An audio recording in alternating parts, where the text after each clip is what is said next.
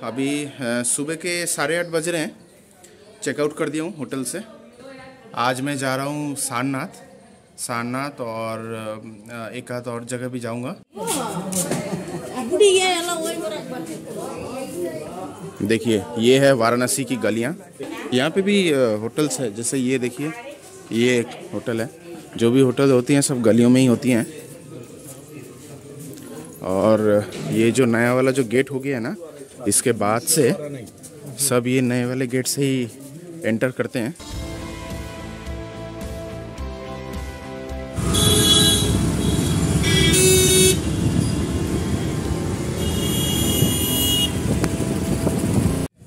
पहुंच गया हूं अभी सारनाथ, और वाराणसी से सारनाथ आने में करीब 40 मिनट का समय लगा। रास्ते में थोड़ा जैम था। यहाँ सारनाथ में टूरिस्ट एंट्री को लेके एक बड़ी समस्या है।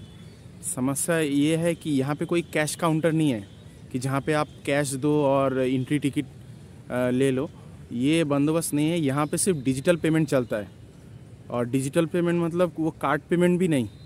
यहाँ पे वो फ़ोन पे, गूगल पे, ये सब है। इन सब के माध्यम से वो स्कैन करके पेमेंट करना पड़ता है। तो मेरे पास तो ये कोई भी एप्लीकेशन मेरे मोबाइल पे डाउनलोड नहीं था, और यहाँ पे इंटरनेट की भी थोड़ी प्रॉब्लम हो रही थी मुझे। तो यहाँ आसपास कुछ लोग हैं जो लोग 5-10 रुपये एक्स्ट्रा लेके एंट्री टिकट वो बना के दे रहे हैं उसको। वो जो गेट है, गेट पे स्कैन हो रही है। स्कैन होके फिर हम लोग को अंदर जाने दिया जा रहा है। तो इस बात का आप ध्यान रखें। आप कोई भी ऐसा एप्लीकेशन आप एक डाउनलोड करके रखें मोबाइल में, जिसको स्कैन करने से पेमेंट हो जाएगा। 20 रुपये इसकी एंट्री फीस है।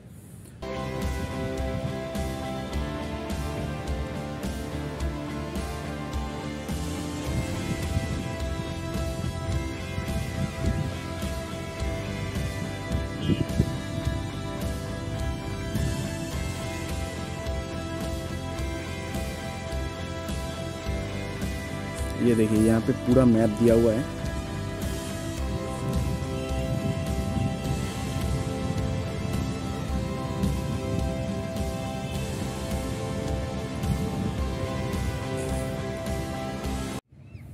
ये रही सारनाथ एक्सकवेटेड रुइंस। यहाँ पे 528 BC से 1194 AD तक यहाँ पे बहुत बड़ी बुद्धिस्ट कम्युनिटी थी। 1194 AD में जब बख्तियार खिलजी आए, तो उसके बाद ये जगह पूरी बर्बाद हो गई। उसके बाद 1194 AD से 1775 तक ये पूरी जगह अंडर द ग्राउंड थी। फिर ब्रिटिश लोग आके यहाँ पे खुदाई स्टार्ट किया, और खुदाई के बाद फिर एक एक करके ये पूरी ये जगह फिर डिस्कवर हुआ। और यहाँ पे अभी भी खुदाई चलती है। कुछ ना कुछ आर्टिफैक्ट्स मिलते ही रहते हैं।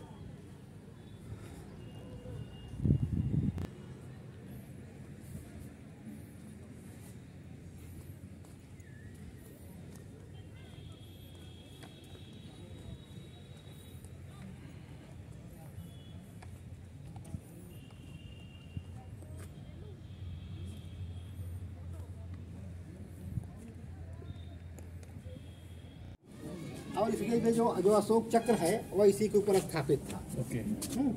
इसको जब 1910 में वहाँ पर म्यूजियम की स्थापना हुई तो ले जाकर इसको गेट पर रखा गया।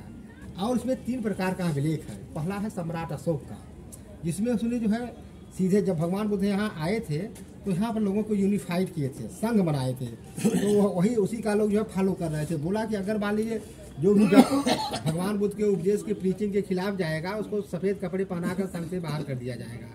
दूसरा है कौशाम्बी के राजा कुषाण वंश शासन के 40वें वर्ष का अभिलेख है। तीसरा और अंतिम गुप्त काल पीरियड के वास्तविक उत्तर शिक्षा विचारों का वर्णन है। ये ब्राह्मी लिपि पाली भाषा में है। हाँ, इसको पढ़ने वाला प्रथम व्यक्ति जेम्स प्रिंसेप था, जो अंग्रेज अधिकारी था। हाँ, और ये जो पीला पीला आप देख रहे हैं, जब भगवान बुद्ध को ज्ञान प्राप्त हुआ था तो पीले पड़ गए थे। हाँ, इसलिए लोगों की मनोकामना पूर्ण होती थी। सोने की परत लोग ला करके यहाँ पर लगा दिए। यह जो है मिर्जापुर के चुनार के बलुआ पत्थर से बनाया गया है। आप लोग फोटो ले लीजिए। तो ये एक ही था टूटा हुआ? हाँ ना, ये जो टूटा हुआ सब जो है इसी के ऊपर था। अच्छा, ये सब एक ही पार्ट? हाँ, एक ही पार्ट है सब टूटे हैं, सब फ्रैगमेंट है। ये लंबा कितना था? 15.25 मीटर बेटा होता है। अच्छा, देखिए ये है अशोकन पिलर, 5 पिलर हैं और इसकी लंबाई 15 मीटर थी। उसी के ऊपर अशोक चक्र था, लेकिन यहाँ पे अभी अशोक चक्र नहीं है, अशोक चक्र है म्यूजियम में। यहाँ पे एक इंफॉर्मेशन बोर्ड दिया हुआ है, दिखाता हूँ आपको। आप वीडियो को पॉज कीजिए और पॉज करके ये अशोकन पिलर के बारे में ये आप पढ़ लीजिए। देखिए यहाँ पे सब मोनेस्ट्रीज थी। ये मोनेस्ट्री की अभी रुइंस ही बाकी हैं।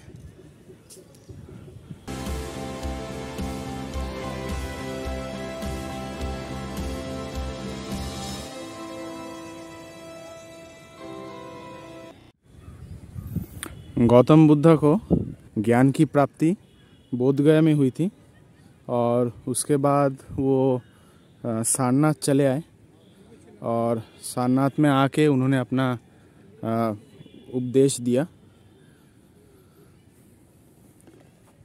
भगवान बुद्ध ने कहा था कि अगर आप अपने दुखों को दूर करना चाहते हैं तो 8 फोल्ड पाथ्स आपको फॉलो करनी है। वो 8 फोल्ड पाथ्स मैं यहाँ पे स्क्रीन पे दे रहा हूँ। Right speech, right action, right livelihood, ऐसे ही राइट व्यू, राइट माइंडफुलनेस। अगर आप ये 8 फोल्ड पाथ्स अगर फॉलो करते हैं तो आप हमेशा दुखों से दूर रहेंगे। ये है main temple, main Buddhist temple, Mulagandhakuti Vihar. देखिए यहाँ पे लिखा हुआ है बोर्ड में। सम्राट अशोक कलिंगा युद्ध के बाद जब यहाँ पे आए तो यहाँ आके देखा कि सब कुछ एकदम तबाह हो गया है, बहुत लोगों की हत्या हुई है। तो इन सब के बाद उन्होंने बौद्ध धर्म अपनाया और यहाँ पे 11,000 स्तूप बनाए। उनमें से ये एक स्तूप है और इस स्तूप पे उनका कुछ अवशेष भी है जिसको पूजा जाता है। यहाँ पे इस स्तूप की रिपेयरिंग चल रही है। ये सम्राट अशोक ने जब 11,000 स्तूप बनाए थे, सबसे बड़ी वाली स्तूप यही है और इस स्तूप को आज भी सम्राट अशोक के कुछ अवशेष यहाँ पे है। देखिए ये है मोनेस्ट्री नंबर 5। यहाँ पे देखिए ये जो जगह है ये है, यहाँ पे मंक्स बैठते थे और सारे जो छोटे छोटे जो क्यूबिकल्स हैं वो देखिए ये कोर्टयार्ड है। ये सारे क्यूबिकल्स देखिए कोर्टयार्ड की तरफ खुलती है और वहाँ पे एक कुआं भी है। तो यहाँ पे एक मोनेस्ट्री हुआ करती थी। ये है मोनेस्ट्री नंबर 5। अभी आर्कियोलॉजिकल म्यूज़ियम से बाहर आ गया हूँ। कुछ भी अलाउ नहीं है, मोबाइल पर्स सब बाहर छोड़ के जाना पड़ता है। तो वहाँ पे अंदर मैंने देखे जो डिस्कवर हुआ था, जो फाइंडिंग्स थी ये सारनाथ की, वो आर्टिफैक्ट्स, पुरानी मूर्तियाँ, वेपन्स और अशोक चक्र। वहाँ पे अंदर हमने अशोक चक्र देखा। अभी पहुँच गया हूँ सारनाथ टेम्पल। इस टेम्पल का नाम है मूलगंधकुटी विहार, जिसकी रुइंस मैंने दिखाई थी। बोधगया में मिला, यहाँ धर्म प्रचार किया। नहीं, यहाँ पे ये है बोधि वृक्ष और वहाँ देखिए उस पेड़ के नीचे वो जो मूर्तियाँ बनी है वो सारे मॉन्क्स की मूर्ति बनी हुई है। ये 1:30 बजे मंदिर खुली और सबसे पहले मैं एंटर किया। फोटोग्राफी के लिए 20 रुपये देना पड़ता है।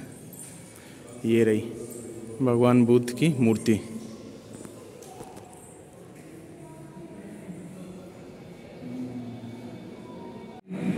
देखिए आप जब आएंगे ना इस टेम्पल के अंदर, देखिए यहाँ पे बुद्ध भगवान की पूरी जीवन कहानी इन दीवारों पे बनी हुई है। देखिए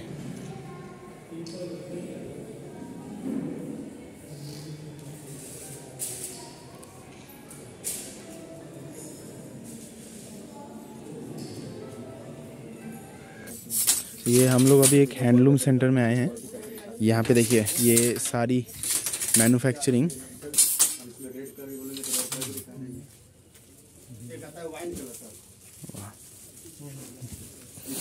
आप कितने साल से बना रहे हैं? बचपन से।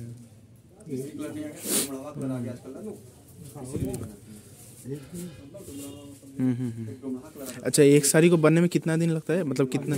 हाँ, 15 दिन। अच्छा, और जो मशीन में आजकल बनती है एक दिन में? अच्छा अच्छा जी।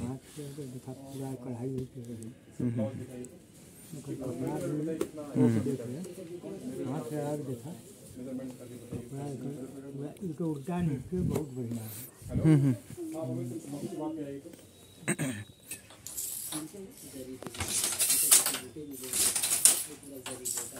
ये क्या है? ये ब्लाउज है, ये और ये ब्लाउज है, और ये आपका दिख रहा है, और ये पूरी बॉडी का जैसे तैयार होती है हैंडलूम की साड़ियाँ। और यहाँ पे देखिए ये आंचल है या सही आंचल आप लोग ये देखिए सारनाथ की ये स्पेशल सिल्क साड़ी। देखिए यहाँ पे ये जो स्तूपा मैंने दिखाई थी, ये स्तूपा यहाँ पे डिज़ाइन किया हुआ है। ये सारनाथ की ये मंदिर बनाई हुई है, इसी के कलर यहाँ पे देखिए हम लोग को दिखाया गया। 1250 का दिखाया 1500।